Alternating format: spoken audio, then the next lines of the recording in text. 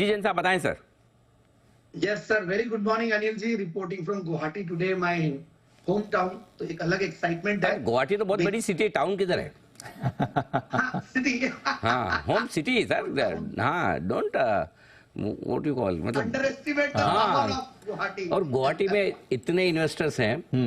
मुझे गुवाहाटी की सी इंस्टीट्यूट की तरफ से, वहाँ के और लोकल बहुत सारे ऑर्गेनाइजेशन की तरफ से कई बार रिक्वेस्ट आती है स्पीच के लिए।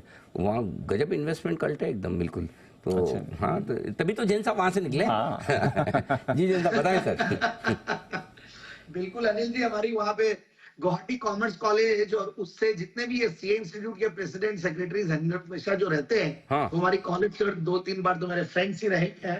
तो आपको तो बहुत सराहते हैं, बहुत याद करते हैं, और अभी भी मैं पिछले 2 दिनों से हूँ। इतना प्यार मिल रहा है, मतलब। और क्या होता है, बाकी जगह जाते हो प्यार मिलता है, उसका एक अलग वो रहता है, और आपके नेटिव टाउन में जब जाते हैं, ये बात तो है, और अपने ही बहुत बहुत फील आता है। वो तो आपसे ज्यादा कौन बेहतर पहचानता सर उसको। Thank you sir, thank you, बताएं जी। Yeah and thank you so much for everything Anil ji, वाकई में the whole most of the credit goes to you.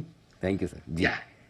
या आज एक स्टॉक है, बहुत पुराना स्टॉक, और वो है इसाब इंडिया लिमिटेड। इनफैक्ट ये स्टॉक ऐसा नहीं कि पहली बार बता रहा हूँ, और 2020 से रेकमेंड करते हुए आ रहे हैं, और उसके पहले भी रेकमेंड किया, और एक बेहतरीन क्वालिटी स्टॉक है। मतलब यूके बेस्ड पेरेंट है, यूएस बेस्ड पेरेंट है कॉलफैक्स कॉर्पोरेशन, और उनके सब्सिडियरी। और इसाब इंडिया, देखिए मैं तो बोलता हूँ कि मार्केट्स भी कहीं ना कहीं स्मॉल कैप बेस बना रहे हैं, तो इसाब का अगर आप उल्टा करें तो बीएससी होता है base.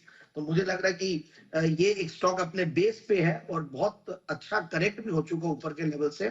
And then the company is fantastic, कहीं भी कोई दिक्कत ही नहीं है। वेल्डिंग इलेक्ट्रॉड्स कंज्यूमेबल्स में बहुत अच्छा और बहुत ही रिलायबल नेम है, और बहुत ही अच्छी ब्रांड इक्विटी है कंपनी की। और उससे भी बढ़िया बात है, मुझे मार्केट कैप और वैल्यूएशन को देखता हूं तो बहुत महंगा नहीं लगता कंपनी, और बहुत अच्छा बिजनेस इंफ्रास्ट्रक्चर कंपनी ने खड़ा कर रखा है। अगर 4 मैन्युफैक्चरिंग फैसिलिटीज है इंडिया में, डिस्ट्रीब्यूटर्स अराउंड 200 सवा 200 से ज्यादा distributors across India, and inorganically भी कंपनी ग्रो की है। पास में कंपनी को टेक ओवर भी किया था, और इस तरीके से एक अच्छी कंपनी अच्छे वैल्यूएशन पे अवेलेबल है। मुझे लगता है कि जो इनका डिविडेंड यील्ड है वो एक अट्रैक्शन है, 1.75 के लगभग का डिविडेंड यील्ड है। रिटर्न ऑन कैपिटल एम्प्लॉयड तो मतलब एक्स्ट्रा ऑर्डिनरी हाई, 70%, 71% का return on capital employed. Return on equity 54%, यानी कि एक बहुत छोटी इक्विटी वाली कंपनी, तभी भाव ऐसे दिखते हैं। तो ये जनरली कई बार इन्वेस्टर्स को अट्रैक्ट नहीं करते इतने बड़े भाव। बट एक चीज मैं कहना चाहूंगा, इन टाइप के भाव के स्टॉक्स जब मार्केट करेक्ट होता है, तो बहुत ज्यादा करेक्ट भी अगर होता है तो रिवाइव होता है। तो मुझे लगता है ये स्टॉक, वो जो लिस्ट बनती है हमारी, तो उस लिस्ट में इस स्टॉक को शामिल कीजिए, क्योंकि ये स्टॉक ऊपर के लेवल से 6500-6600 के लेवल से 4700-4800 के लेवल्स पे जब आया है, तो मुझे लगता है कि it's a very good stock, downside risk कम, और ग्रोथ भी बहुत अच्छी। जनरली पुरानी एमएनसी होती है और एक पुरानी कंपनी होती है, तो ग्रोथ 15-16% कम दिखते हैं, और इसमें वो दिख रही है 16-17% की ग्रोथ सेल्स की है। प्रॉफिट की क्या अगर 23-24% के लगभग है, और ऊपर के लेवल से करेक्ट होने के बाद वैल्यूएशन सस्ते हो ही गए हैं। और इस बार क्वार्टरली रिजल्ट्स भी ठीक ठाक थे। ओवरऑल टीटीएम बेसिस पे कंपनी हाईएस्ट एवर प्रॉफिट्स में बैठी हुई है, 161 करोड़ के पैक पे। जब मैंने पहली बार जब ये स्टॉक दिया था, तब ये 60-70 करोड़ के लेवल्स की कंपनी थी, और अब आप देखिए वहां से 2.5 गुना प्रॉफिट्स पे आ गई है।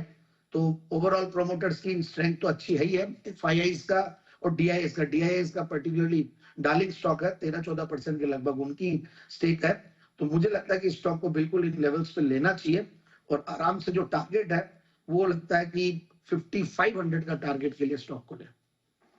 5500 ये है वो टारगेट जिसके लिए करें खरीदारी। ऐसा इंडिया में आपके लिए आती हुई जैन साहब की तरफ से जेम्स पिक के तौर पर यह है स्टॉक जिस पर आपको करना है फोकस।